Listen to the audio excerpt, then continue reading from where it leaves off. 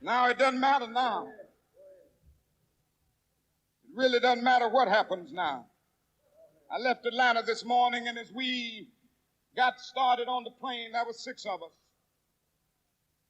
The pilot said over the public address system, "We are sorry for the delay, but we have Dr. Martin Luther King on the plane. And to be sure that all of the bags were checked, and to be sure that nothing would be wrong on the plane, we had to check out everything carefully, and we've had the plane protected and guarded all night. And then I got into Memphis, and some began to say the threats, or talk about the threats that were out. What would happen to me from some of our sick white brothers? Well, I don't know what will happen now. We've got some life. Longevity has its place. But I'm not concerned about that now. I just want to do God's will. And He's allowed me to go up to the mountain. And I've looked over, and I've seen the promised land. I may not get there with you, but I want you to know tonight that we as a people will get to the promised land.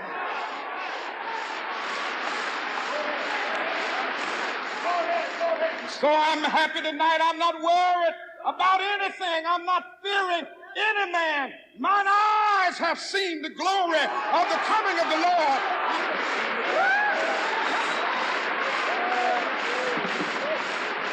I have a dream this afternoon that the brotherhood of man will become a reality in this day. With this faith, I will go out, carve a tunnel of hope through the mountain of despair. With this faith, I will go out with you and transform dark yesterdays into bright tomorrows. With this faith, we will be able to achieve this new day when all of God's children, black men and white men, Jews and Gentiles, Protestants and Catholics, will be able to join hands and sing with the Negroes in the spiritual of all, free at last, free at last. Thank God Almighty, we are free at last.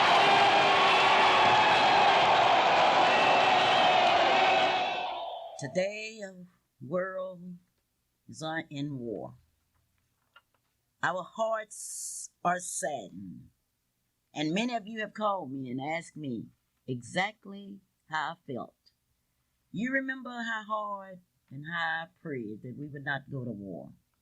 How I'd hoped that Congress would not give President Bush the power to go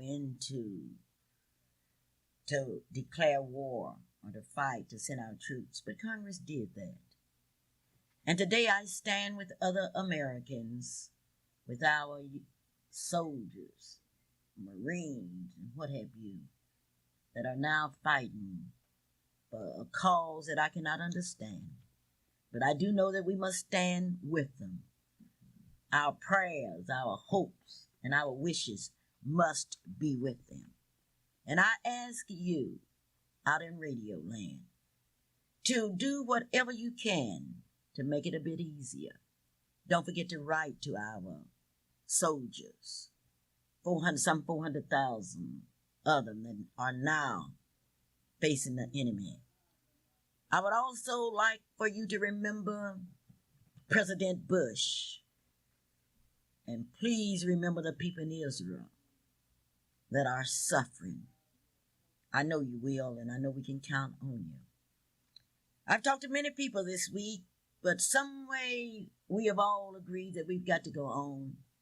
We've got to carry the torch of Martin Luther King's dream. I would like to thank those of you at Soldier Creek School who gave me the opportunity to come out and be with you. I would like to thank those of you at Willowbrook School.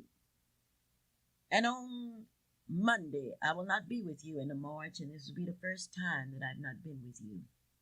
Rather, the students in Ponca City have asked me to come to them. I will have the opportunity to speak to hundreds of kids, high school students in Ponca City, Oklahoma. And then I will return to my beloved Oklahoma City, where the University of Oklahoma's Health Center has selected me as a speaker. I want to thank you for giving me the opportunity to talk about Martin Luther King. But talking about Martin Luther King is not enough. We must go further.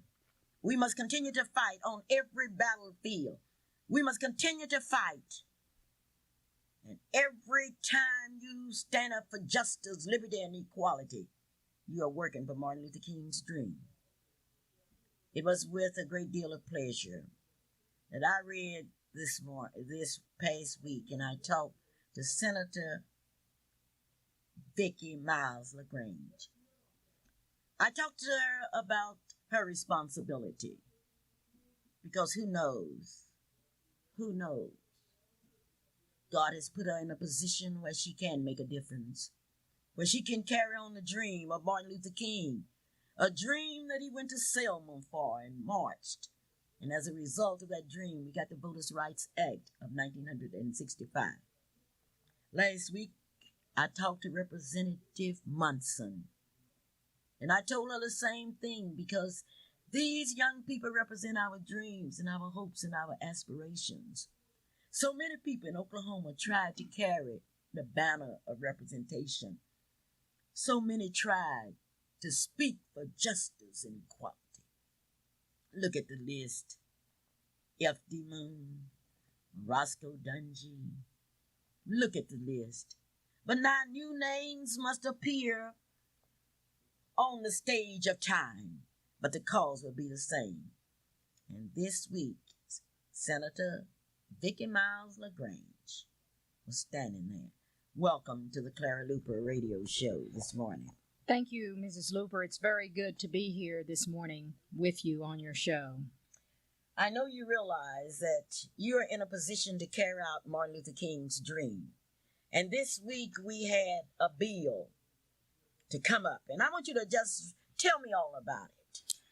Well, Ms. Luper, this week the Oklahoma legislature, the House and Senate, during its special session, considered two bills which are designed to induce United Airlines to move its $1 billion facility that will have upwards of 10,000 employees once it's all completed. I might add that prior to this week, all of our black elected officials, Commissioner Darrell, Representative Cox, Representative Munson, Councilman James, and myself, we met and we discussed, because this process is one that first we had to pass the incentive bill in the legislature, which would have given various tax incentives to United Airlines should they decide to locate here. The other bill was a bill to give authorization to the county so that the county could put before the voters an additional sales tax.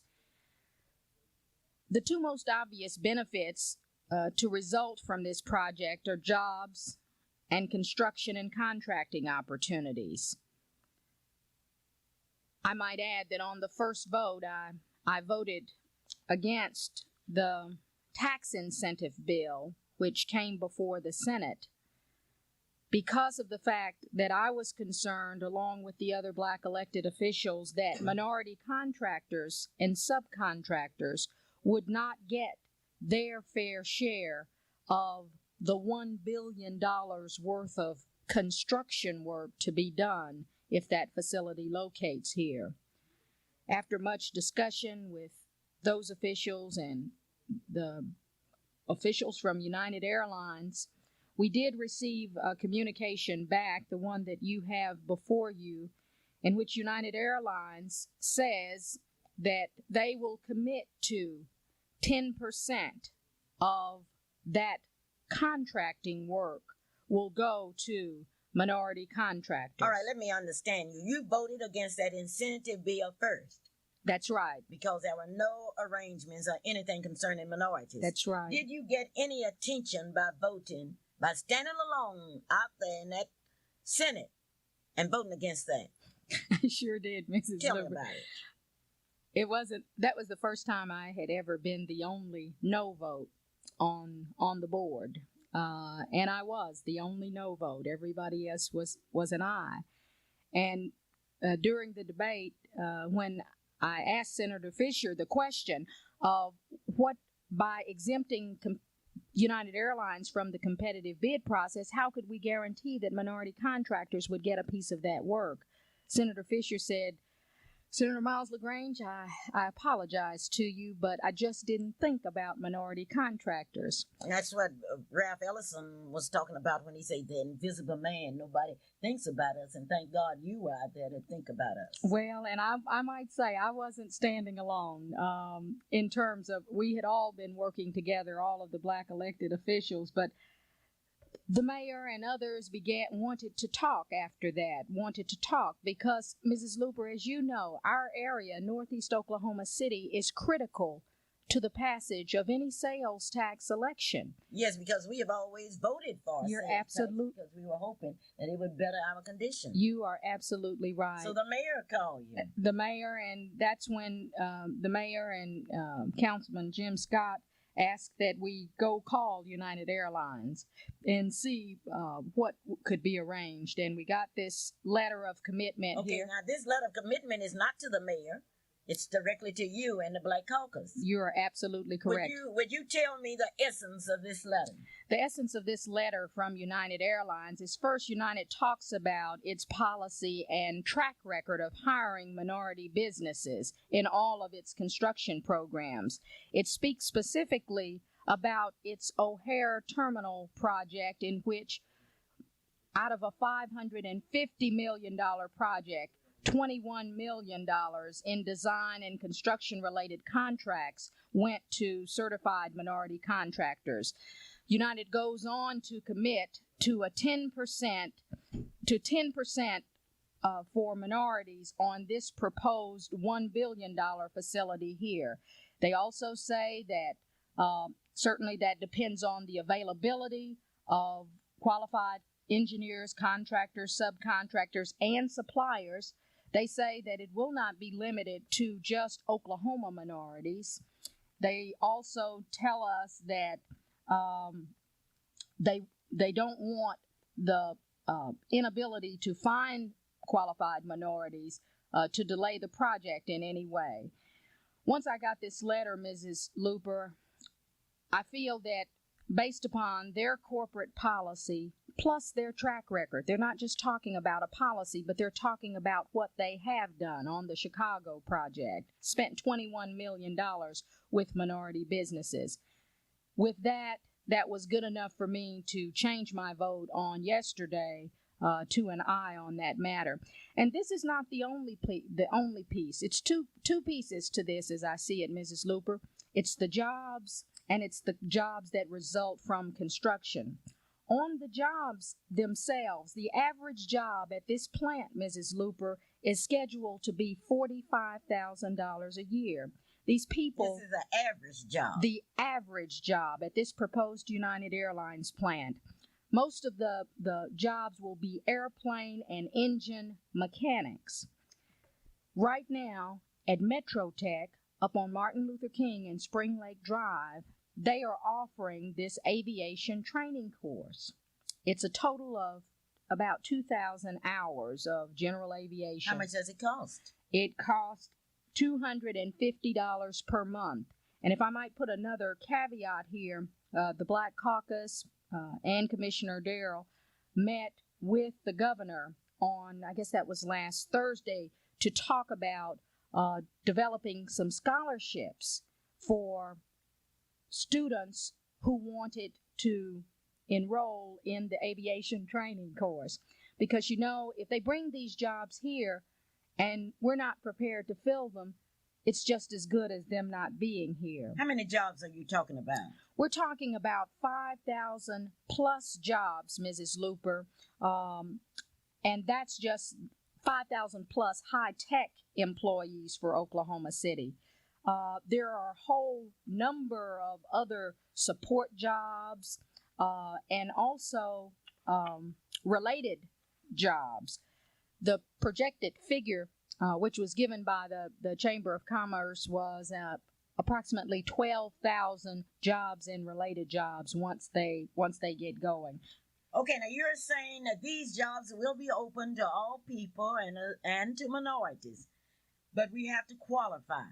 No question. All right, in order to qualify, you say courses are being offered at where? Where did you say these courses would be offered? The entire, and it's a program. Okay. It's a program. The entire course program is 18 months. It's 5 days a week, and it's 6 hours a day. 666. That 18 months worth of program includes general aviation, airframe, and power plant, with 660 hours of each one of those.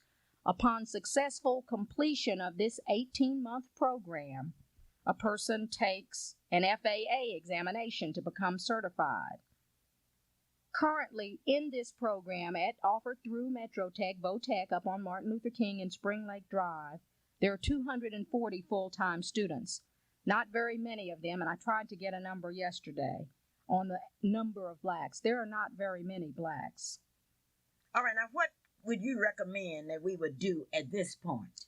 At this point, I would recommend that anyone that thinks that they're interested, or any people who know, let's say young people, who may have good mechanical abilities, good native mathematical abilities, I would recommend them to go up to MetroTech, get the information on the program. As I mentioned earlier, the Black Caucus, Representative Munson, Representative Cox, myself, Commissioner Darrell, we met with the governor to talk about providing scholarships. $250 per month is an awful lot of money. And 6 hours a day. And 6 hours a day. So you're talking about a person, that's basically like a full-time job to do this for an 18-month period to finish that course offering.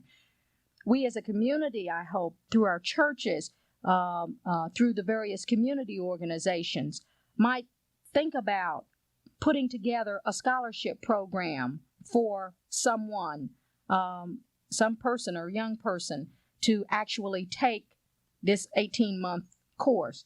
Because I tell you what, an average job of $45,000 annually, that's pretty substantial. What do you mean pretty substantial? I know teachers that have gone to school for 4 years. You're right.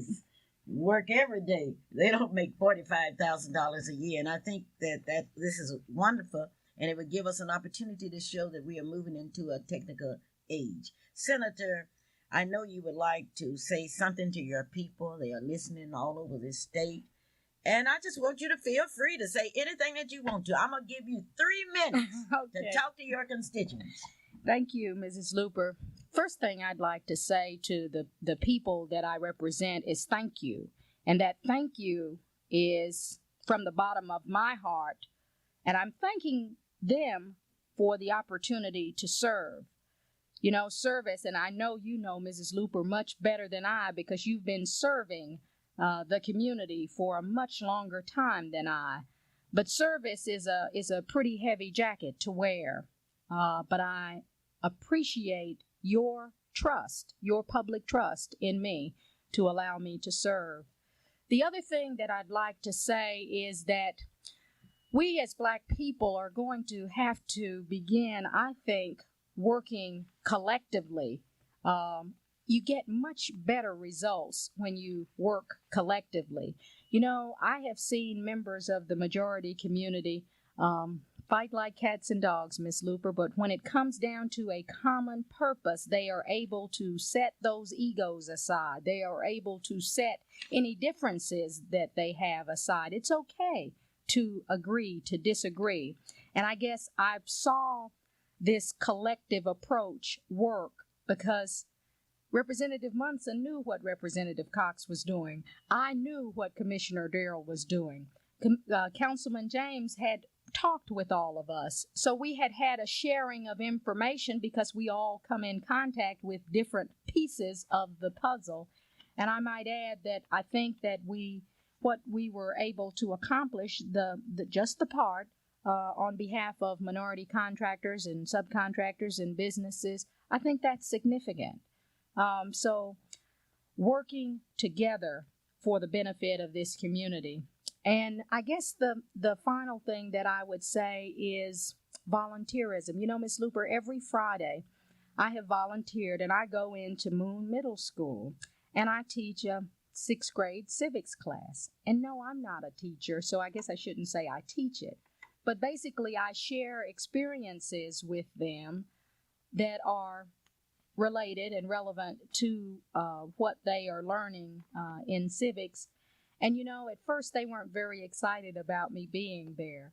But do you know, my middle school students in 6-hour civics class at Moon Middle School, they look forward to me coming.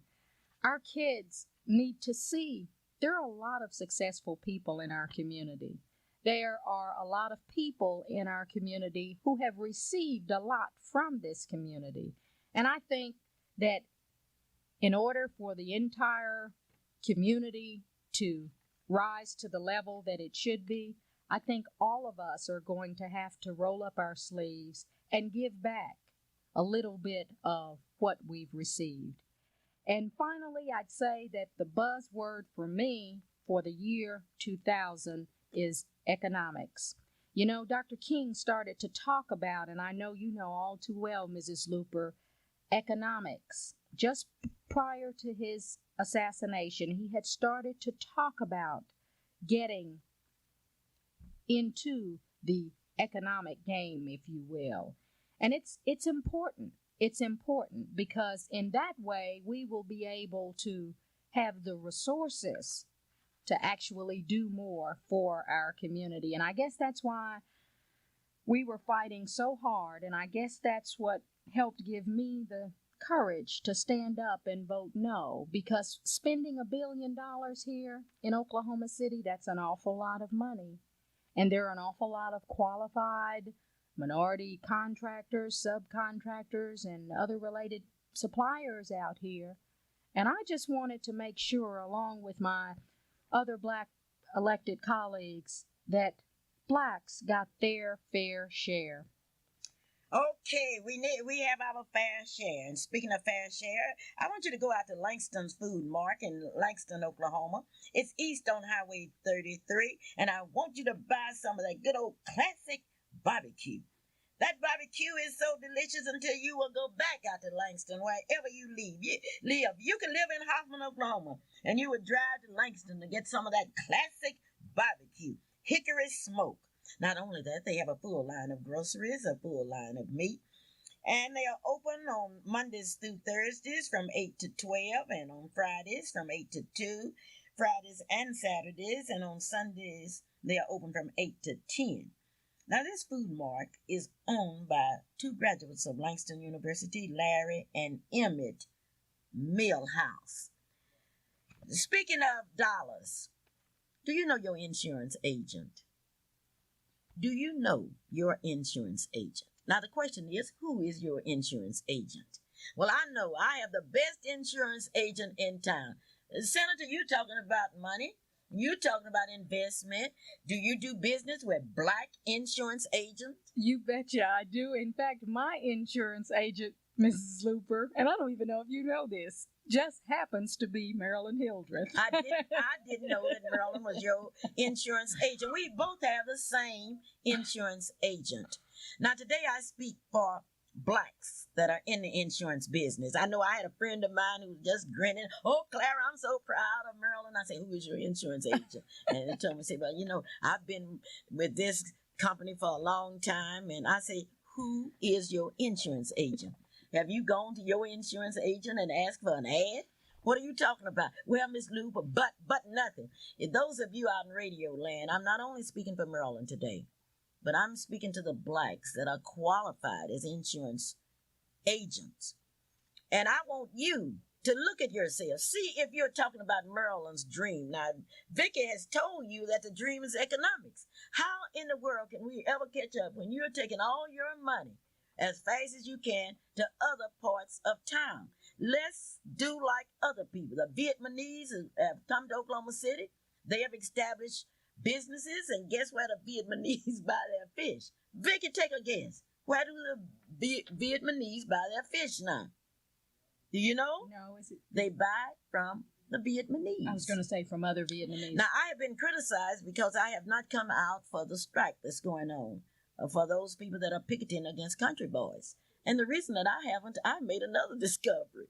I went to some other stores and compared prices, and I find out that IGA has a different price on different sides of town. I found out that at Hyde's drugstore at one, you can buy one thing and buy another one. In fact, I went to a drugstore and I paid 99 cents for a product. And I was driving on another part of town, and I went in and I found out that was 53 cents.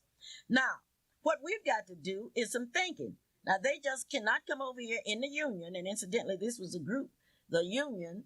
This is a group that say they are so close to blacks, and they are saying why and all of that. And I am saying to the union, let's take some more, let's look again. Because even in clothes, you can go in one store and it costs one thing, and you go to another store and it costs another one. Yes, Vicky, that's what I'm saying.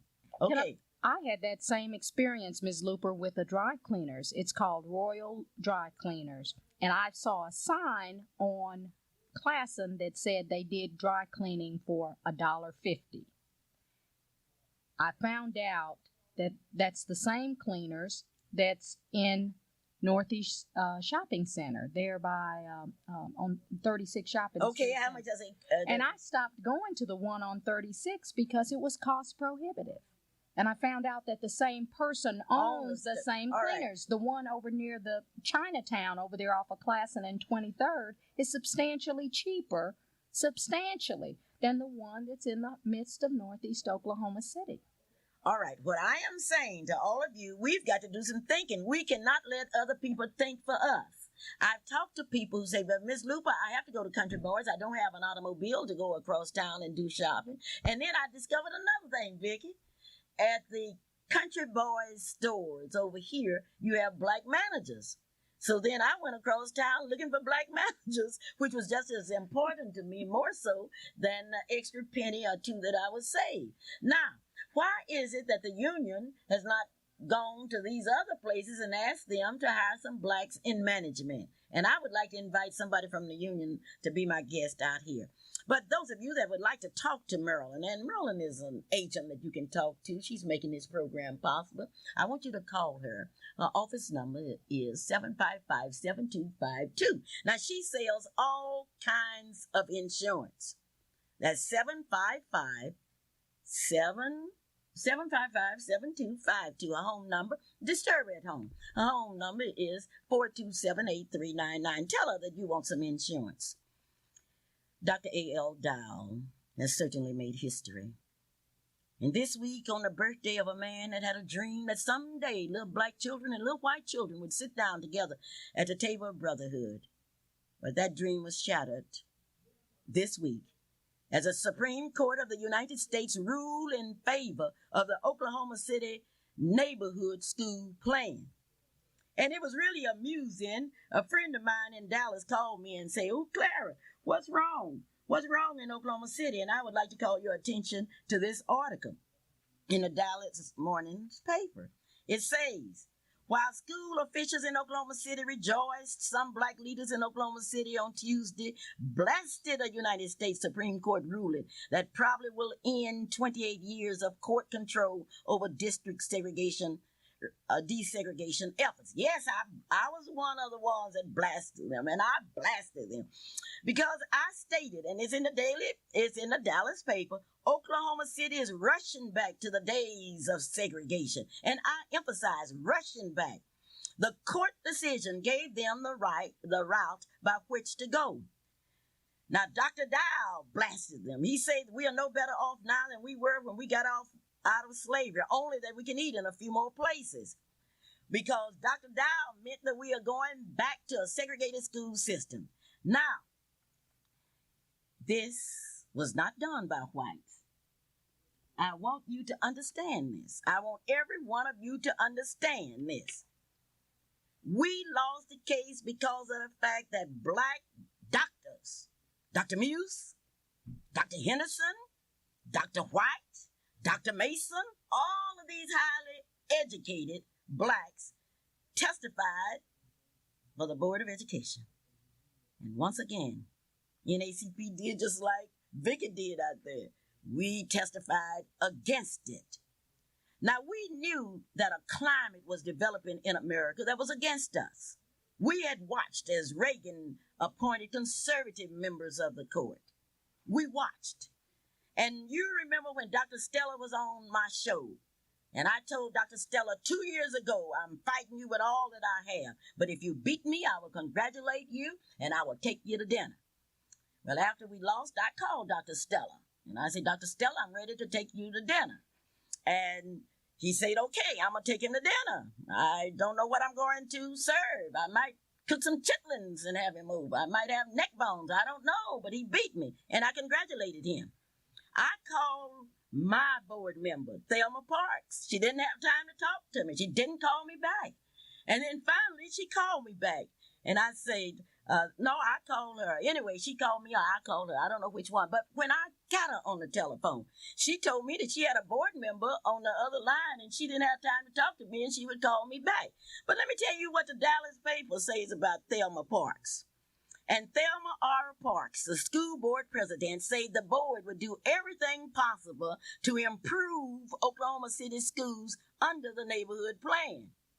We are going to do what is necessary to provide the kind of educational experiences that these students should have, said Mrs. Parks. And then they opposite Mrs. Parks' name, they say Mrs. Parks, who is black.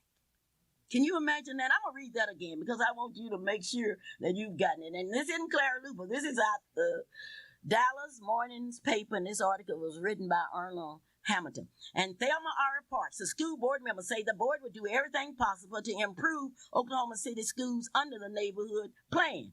Now, in that statement, Thelma Parks has admitted that the plan has not worked because they're going to do everything possible to make it work. We're going to do what is necessary to provide the kind of educational experiences that these students should have. Now, the question is, why haven't they been providing the experiences that these students should have?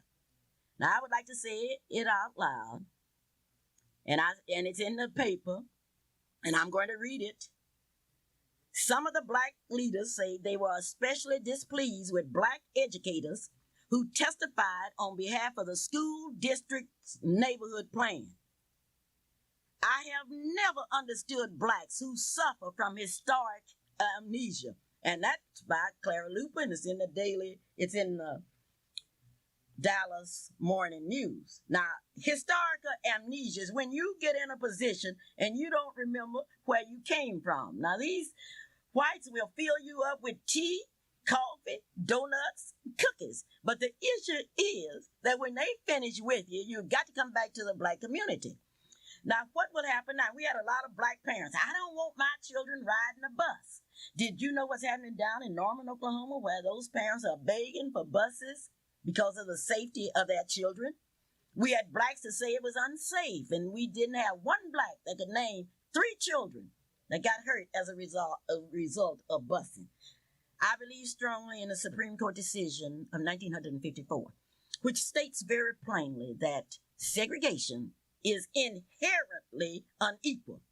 So Mrs. Parks, the president of the board, and the other board members can do everything they can to improve the schools. Now, let me tell you some advantages and disadvantages. For example, if you go to an all-black school, you are exposed only to blacks. But then let's go into a white school. You have the Jews, you learn about the Jewish holidays, you have Indians, you have Mexicans, you have Czechoslovakians, Yugoslavians, you have those that came from Ireland, England, and just the association makes a difference.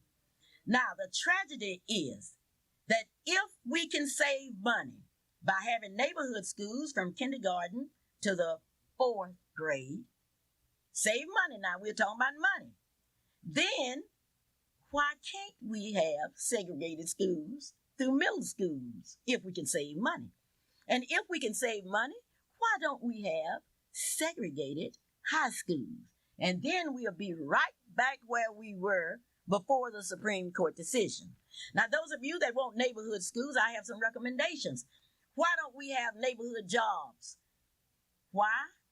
Why is it that we don't sell in our neighborhoods? Are you kidding? Well, today is Mr. Harris's birthday, Mr. E.D. Harris, and it's on January, no, it's not today. His birthday is January the 25th, and he will be 91 years old. He's one of your constituents. Say Happy birthday, Mr. Harris. I hope I'm blessed to live 91 years. God bless you.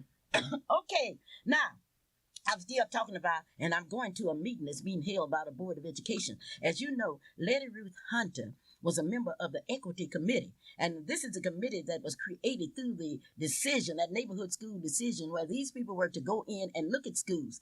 And this is what they did. They wrote a report, and they say the schools were not equal. The Board of Education kicked that report out, and they are having a hearing this morning to terminate William Curtis as the administrator of that program. And I have Letty on the telephone. And while Vicky says something else to Mr. Harris, I'm going and we're going to talk to Letty. Thank you. I was going to ask Ms. Luper if I could make one comment on the school busing case. And Mrs. Luper and I have had the opportunity to talk extensively about it and give our own opinions. And I guess I agree in part and disagree in part. First of all, let me say I think it's I'm very sorry, and I think it's an awful tragedy about what the Supreme Court did. But I don't know how you reconcile the fact that even when busing was supposed to be in effect, we still, in fact, had segregated schools, because many of the elementary schools, particularly in northeast Oklahoma City, were facially a majority black districts. I think that 20 years ago, integration, or forced busing, if you will, was very good and yielded a lot of positive results. But you know, they say for every positive there is a negative, and I think that a negative that came along with the forced busing and integration is that we lost in our communities, for our children, many of those good old, nurturing, compassionate, caring teachers who also lived in the neighborhoods in which they served. I think it's important, especially for a child in his or her formative years, early years, to be able to see teachers like Mrs. Luper who look like themselves, who need to be able to have the benefit of those teachers. I think Mrs. Luper is... Mrs. Luper? Well, one thing for sure, Senator, I do not agree with you, because most of the teachers and preachers do not live in their neighborhood, and certainly I disagree with you as much as I do those that advocated neighborhood schools. Letty? Hello. Good morning, Ms. Okay, I can hardly wait. Give me a report of that meeting. Well, Mrs. Luper, I did not know that Dr. Curtis nor his attorney was going to be here, and they didn't mention that the attorney had given them a notice. I don't know how many hours, days, or weeks you're supposed to have filed this notice, but I do know it can be done because I work on a committee that can be done. But they were not there, and they said that since they were not there, they went along with the meeting because they had given him this day to meet, and he did not need. Mr. Curtis was not there? Now, there was his attorney. His attorney had sent them notice, they said, that he would not be there and that he had advised his client not to be there. So the board met and they moved to deny the request for a continuance of the hearing. They did not want to hear it again, and then it was moved that they would accept the policies, those recommendations that the superintendent had written as to why Dr. Curtis Price was going to be fired. Why was he fired? Well, they did not read those recommendations today, and they did not give them to anyone that was at the meeting. So I asked after the meeting was over, and since they recommended to fire him on those recommendations, and then it was voted 5-2. So as of right now, Dr. Curtis is no longer an employee of the school board. Okay, now. I asked them, I went down to front when the meeting was hearing was over, and asked if Dr. Curtis had those recommendations. So they asked the attorney. I asked the little attorney. She said she didn't know. I asked Dr. Stella. I asked Dr. Stella. He said, I'd have to ask Mrs. Parks. I asked Mrs. Parks. Mrs. Parks said she didn't know. So Mrs. Parks asked Dr. Stella. Dr. Stella said, as long as she's standing here, I'm not going to say anything. So I do not know. I asked him, may I see one? Because from what I read and what I heard, the equity committee was the floor mat that they used against the man, which was not right. And if we are the floor mats, I do not feel that they could present some recommendations where they're using us as floor mats without letting us in on that issue. Well, when did the equity committee meet? That was a committee that was set up to see that the schools were equally represented. That is right. That is right. And see, when did you meet, and when have you met this year? Well, we haven't met this year at all because the only meeting we had, they canceled that meeting. We were supposed to have had one in October, and Dr. Little wrote us a letter and said that the board would not let us a date because of some changes that they were making. So, and Ms. Luper, a surprising thing that I'm learning every day, and I must share this with you. Do you remember we went to an enterprise here for some grievances for some employees, and we kept telling the employees, take it to the EEO office. Take it to the EEO office. Have you carried it to the and they said, well, no. And then we were talking to the supervisor of that organization, and then when we left, we found out why they did not take it to the EEO office was because the supervisor was the president of the EEO. So that was double jeopardy to me. And I didn't know until today that the lawyer that represents the board is the EEOC, works in the EEOC office. In fact, she was one that got up and made the report, according to my knowledge, for the EEOC. So if EEOC, now, if she is representing the EEOC and she's representing the board too, to me, that's conflict of interest. I would not have ever gone to them on no board issue because she is the same lawyer that represents Stella. Okay, Letty. Yes. We were discussing the Supreme Court decision. How do you feel about it? Where we are going back to neighborhood schools. We know we have to take it back through the district court. How do you feel about it? Now, Mrs. Luper, you remember I was on the other side when they said they were going back to these neighborhood schools because I knew we were going back to segregated schools. Now, I do not remember, I don't want to disagree with my Senator because I have a lot of respect for her, but I do not remember that when we had the finger plan, that we had segregated schools because we had no elementary schools on the northeast side. All of the children on the northeast side, they were bused. So I do not remember during the finger plan where we had integrated schools. Are you? Now I am not in favor. Now if we're going to go to segregated schools, let's do it hook, line, and sinker. All black schools, because only whites is in these majority schools are the teachers. And they say, what is 90% black? 90% black is 100% black students. Only thing is there is white teachers. I don't know what we're talking about. I can't get my percentage straight.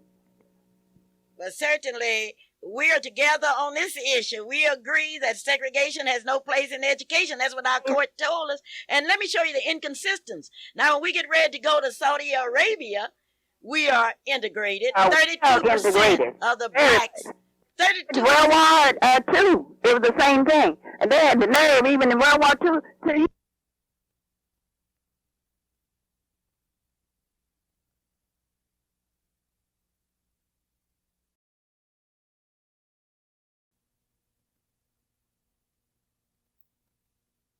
to the services of Mrs. Betty Clinton of 300 Tower Court will be Tuesday at 11 a.m. at the Paradise Baptist Church.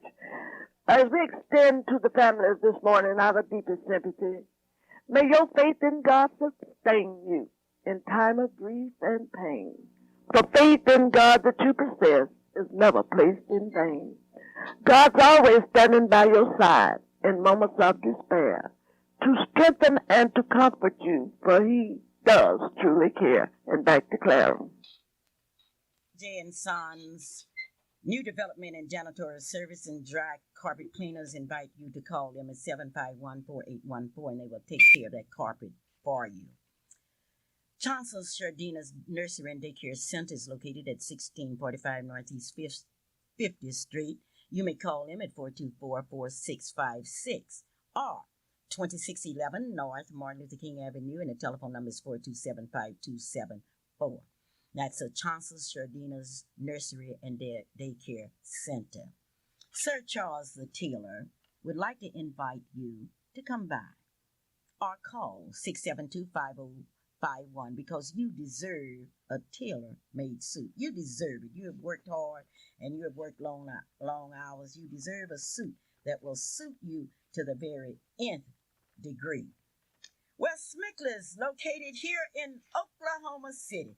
Leon C. Hicks will put you in an automobile and you can drive off with class. That's Smickler's here in Oklahoma City. I want you to go out to 52nd and North May Avenue. He has over 500 Chevys, Buicks, and Geos. The telephone number is 943-5721. The telephone number 943-5721. We certainly would like to thank Letty for that fabulous report. And we would like to, and if you want a designer's haircut, you can certainly get it.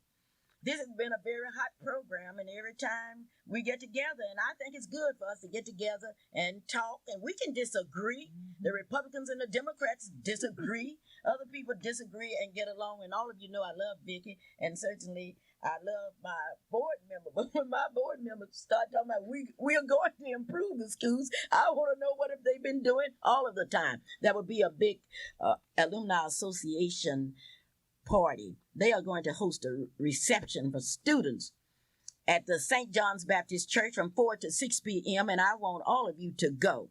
The guest of honor will be the Alumni Association President, Dr. Mannings for Academic Affairs, Dr. Holloway will be there, Dr. Edward Jones, and various campus royalty. Now let's talk about on Monday evening at exactly 6 p.m.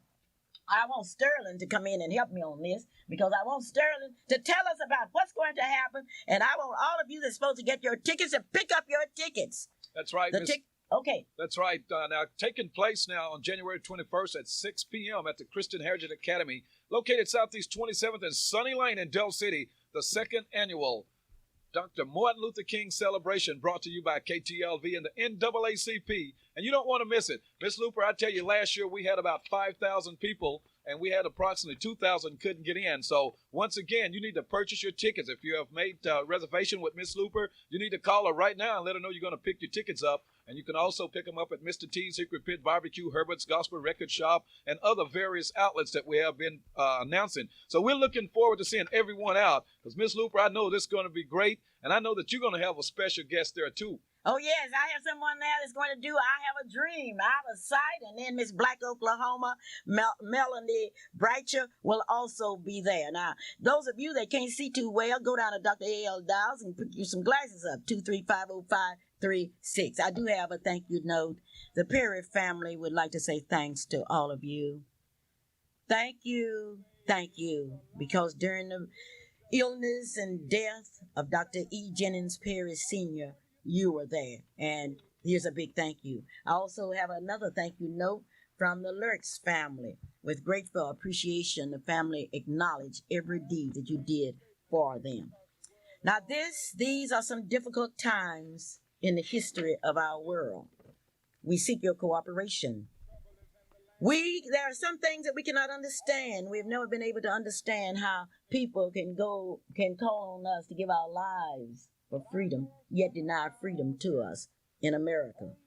And I would like to make public now that we are going to continue this fight for integration.